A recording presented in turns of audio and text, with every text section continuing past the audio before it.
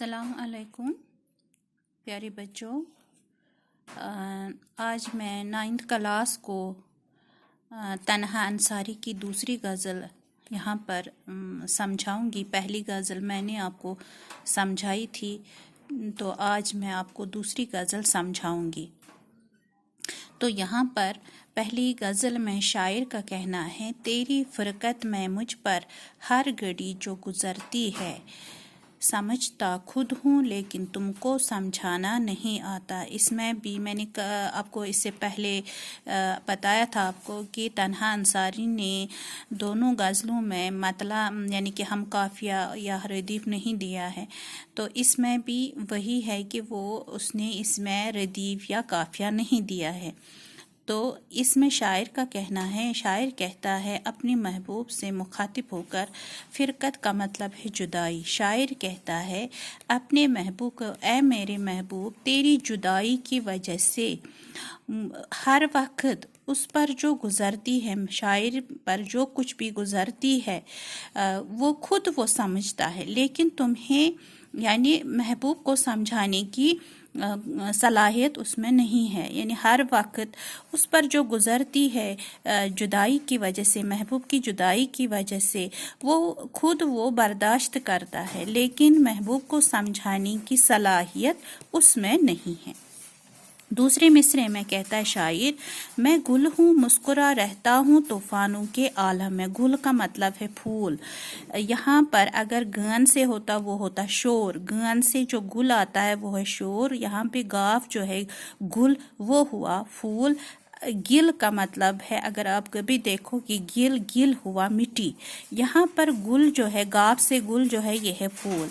शायर कहता है अपने आप को एक फूल के साथ तशबीह दी है कि मैं फूल, एक फूल की तरह, जिस तरह एक फूल जो है लहर यानी तूफ़ानों का आलम, खज़ां के तूफ़ानों का मुकाबला करता है, यानी कि वो मुरझा जाता नहीं है, उसी तरह मैं एक फूल की तरह खज़ां की तेज़ हवा, यहाँ तंद लिखा है, तंद का मतलब है तेज़, खज़ां की तंद तेज़ हवाएं जो है वो मुझे मुरझा नहीं सकती। जिस तरह एक फूल हर तूफ़ानों का मुकाबला करता है, उसी तरह मैं भी लहरों यानी तूफ़ानों के लहरों का मुकाबला करता हूँ। ये तूफ़ान जो है, ये लहर जो है, तेज़ हवाएं जो है, वो है शायर की तकलीफ़ें और दुख जिनका वो मुकाबला कर रहा है।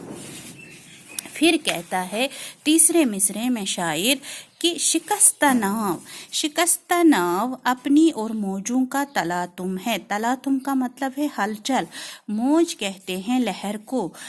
शायर कहता है कि शिकस्ता नाव हुआ टूटी हुई नाव। शायर टूटी हुई नाव में बैठकर लहरों का मुकाबला कर रहा है। लहरों यानी हलचल, जो लहर जो होते हैं, पानी की लहरें जो होती है उनमें जो हलचल होती है, तो टूटी हुई नाव अगर लहर उस दरिया में होंगे, उस हलचल में होंगे, तो उसका किनारे पर आना मुश्किल है। मगर शायर कहता है कि जिस तरह एक टूटी हुई नाव लहरों का मुकाबला करके किनारे पर आ सकती है, उसी तरह मैं भी ज़िंदगी में, ऐ दोस्तों, ज़िंदगी में मुझे जितने भी दुख या तकलीफ़ आए, मैं शिकस्त नाव की तरह, उसी जिस तरह वो लहरों का मुकाबला करती है नाव, टूटी हुई नाव, उसी तरह मैं भी उन दुखों और तकलीफ़ों का मुकाबला कर रहा हूँ। फिर शायर कहता है चट्टानों को हटाना ठोकरों से मुझको आता है, मगर नाजुक सी उम्मीदों को ठुकराना नहीं आता। शायर कहता है कि मैं जिस तरह तूफ़ानों का मुकाबला करता हूँ, जिस तरह मैं दुखों और तकलीफ़ों का मुकाबला करता हूँ, यानी कि चट्टानों को हटाना यानी कि मैं अगर मेरे ज़िंदगी में मुझे बड़े बड़े चट्टान, यानी चट्टान मीन्स दुख तकलीफ़ें, मैं उनको ठोकर लगा सकता हूँ और आगे बढ़ सकता हूँ, मगर कुछ ऐसी उम्मीदें हैं, यानी कि नाजुक सी उम्मीदें, यानी इंसान जो है मरते दम तक, जब से इंसान इस दुनिया में आया है, मरते दम तक वो छोटी छोटी ख्वाहिशों को पूरा करते करते उसकी ज़िंदगी गुजर जाती है।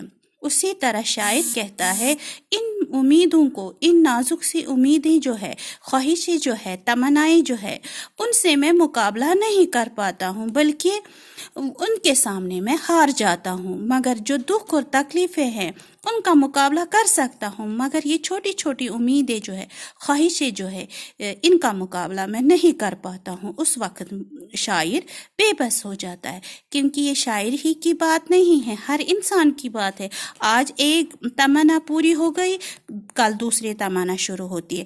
آج ایک خواہش پوری ہوئی، کل دوسری خواہش مطلب جنم لیتی ہے۔ اس طرح انسان مرتے دم تک ان خواہشوں کو پورا کرتے کرتے کب اس کی زندگی ختم ہو جاتی ہے اس کو پتہ بھی نہیں چلتا ہے۔ پھر کہتا ہے شاعر، تڑپنے ہی میں لطف زندگی حاصل ہوا تنہا۔ یہاں مختصر سا نام ہے، یعنی تخلص، اس کو مقطع کہتے ہیں پورے مصرے کو۔ شاعر کہتا ہے اپنے آپ سے یہ مخاطب ہو کر، اے تنہا، میں زندگی بھر تڑپتا رہا، بے چین رہا، زندگی میں لطف جو ہے ان سے میں دور ہی رہا، مگر لطف کس سے ہوا اس کو؟ دکھوں سے، تکلیفوں سے، جو اس کو تڑپ مطلب بے بسی سے، بے چینی سے اس کو جو لطف ہوا زندگی میں۔ تڑپتا خود تو ہوں، اوروں کو تڑپانا نہیں آتا۔ یعنی میں نے زندگی بھر مطلب دکھوں کا مقابلہ کیا، تکلیفوں کا مقابلہ کیا، زندگی بھر میں تڑپتا رہا، یہ خود میں نے برداشت کیا، لیکن دوسروں کو تڑپانے کی اس میں صلاحیت ہی نہیں تھی۔ جو کچھ بھی اس نے زندگی میں دیکھا خود ہی برداشت کیا، مگر دوسروں کو اس نے دکھ نہیں دیا، تکلیفیں نہیں دی۔ تو اس طرح سے آج آپ کی دوسری غزل بھی کمپلیٹ ہو گئی۔ انشاءاللہ آگے اور پڑھائیں گے، زندگی رہی تو آگے اور پڑھائیں گے۔ خدا حافظ۔